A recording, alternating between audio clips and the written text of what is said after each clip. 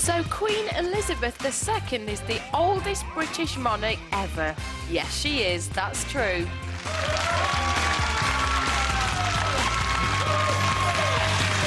That's right, we're into the final part of this morning's show. We're asking if it is time for the Queen to stand down. We do it every year. We've been doing it every year for 9 years. Let's see what you say this time. 0207 173 5555 is the number. We'll get Paul, Janet and Ian's thoughts in just a sec. Now, most of us, of course, are pension off at 60, 65. Judges have to step down at 70. Even doddery old cardinals aren't allowed to elect the Pope after they've passed their 80th, just in case they can't hear God's words, I presume. What was that? Apart from MPs and the self-employed, of course, only our monarch is allowed to go on and on and on and on. 83 today, 57 years she's ruled over us. Is it time for her to step aside and make way for Charles? He's 60, for heaven's sake, and nearing retirement age himself if he was in the real world. Last year, she carried out an amazing 440 official duties, although at times her frantic schedule obviously took its toll. Bless. She's getting smaller as well. Sweet. Now, there's no doubt whatsoever that Queenie is committed to the job, 101% committed to serving this country and doing her duty, no matter what the personal costs. I am no monarchist, but I am amazed by how she's behaved. I think she's extraordinary. No wonder she's just been voted the most trusted person in Britain. She steered the monarchy and the country through tough times, death, war, divorce. There's a whole lot of experience there, probably too much to just chuck away. Don't know what you think. Liz's cousin Margaret Rhodes says Queenie will never ever abdicate because she vowed to serve Britain for life. Every other British monarch, apart from, of course, Edward VIII, who quit for love, has stuck it out till their last breath. Is that what we want from our current sovereign, or is it time for a fresh approach to the future, I guess, as far as monarchy goes? What do you reckon, Janet? Should she go, stand down? I don't think we'll get a fresh approach. I don't think the monarchy and fresh approach really go hand in hand. What they're very good for, apart from obviously the honourable duties of appearing on stamps, money and in glass coaches, is that they're good for the country in that they make us feel, you know, better about ourselves. They're very uniting.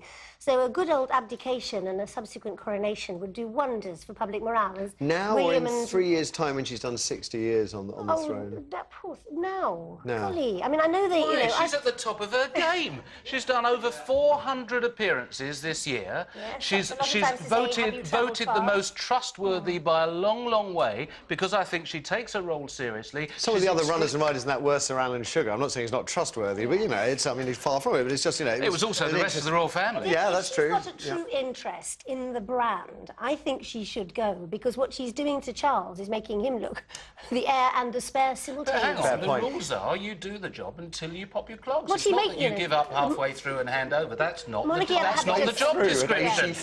Yeah, She's got a look at her mum. She's got a long way to go. I reckon she'll be there for another 20 years. I think they have a combination of good genes and fantastic doctoring. You know, they obviously get propped up by their doctors a long time past the rest of us. But you know, I do think now if she's interested in preserving the brand, she's got to give it to Charles. Otherwise, he looks increasingly ridiculous.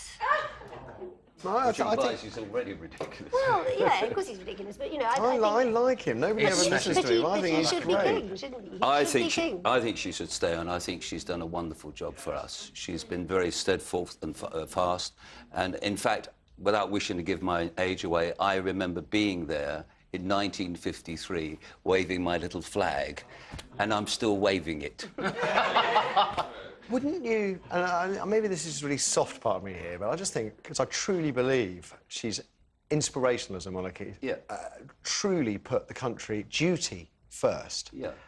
I just think it would be nice to give her some time off. That I think she wants to just stand back and become a queen mum to Prince Charles, someone who can enjoy everything, all the good bits, without any of the aggravation. But she loves it. I mean, she's a performer at the end of the day, isn't she? I mean, I know she's more than a performer, but she loves to perform. She loves to do this and all those things that she does.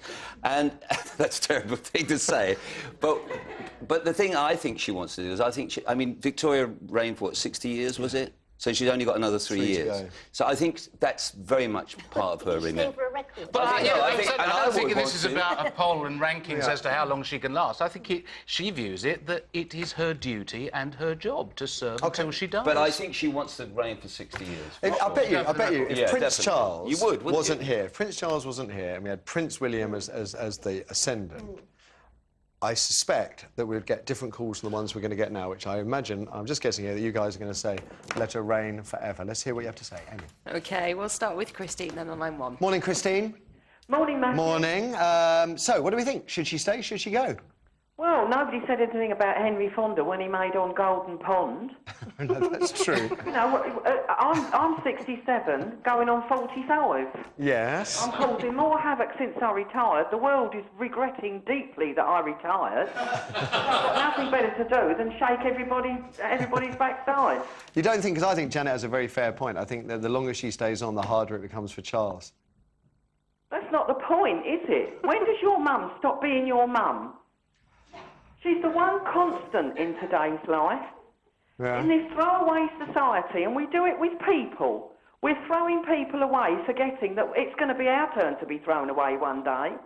She's the one constant, and as you've said yourself, she's the one thing that we all trust in this day and age. That's true. OK, Christine, and for what it's worth, Matthew, I'm still chucking coaches up the road. I know you are, I know you are. Christine, our coach driver extraordinaire, thank you. Let's have another. OK, we've got Marion on line 2. Marion, good morning. Should she step down? Good morning. Morning. No, you shouldn't. Leave her alone. She's after to this country and... Marion, go! I haven't touched her. I haven't touched her. Leave Queenie alone. Yes, you want the job to be in charge of this country. No way. Well... I'm very much the Queen. I love her, and I think she's doing a wonderful job. And should all these politicians, all these people now talking about... OK. But if she is truly, as everybody thinks, you know, the best person for the job at the moment, isn't that the best way to remember her? Leave at the top. Leave at the top. That's what we should do. At the top. That's what we should do. We're going to leave you right now because that is all we have time for. Thanks for that, Marion. Many, many thanks to Paul for joining us this morning. Don't miss him, folks. So Jest End. It opens London's new Players Theatre on Thursday night. It's a late show. Starts at 11. Right, there you go. Thank you. And Janet and Ian, what's it do? David received already. Thank you. It's so confusing. Give it up for our panel, ladies and gentlemen. Huge fan of tomorrow's guest, a former Lib Dem leader, soldier, spy, peacemaker. That's Paddy Ashdown. We're getting to know a little more about him, as well as discussing all the usual stuff on the show. See you tomorrow morning, 9:15. Thanks for watching. Bye for now.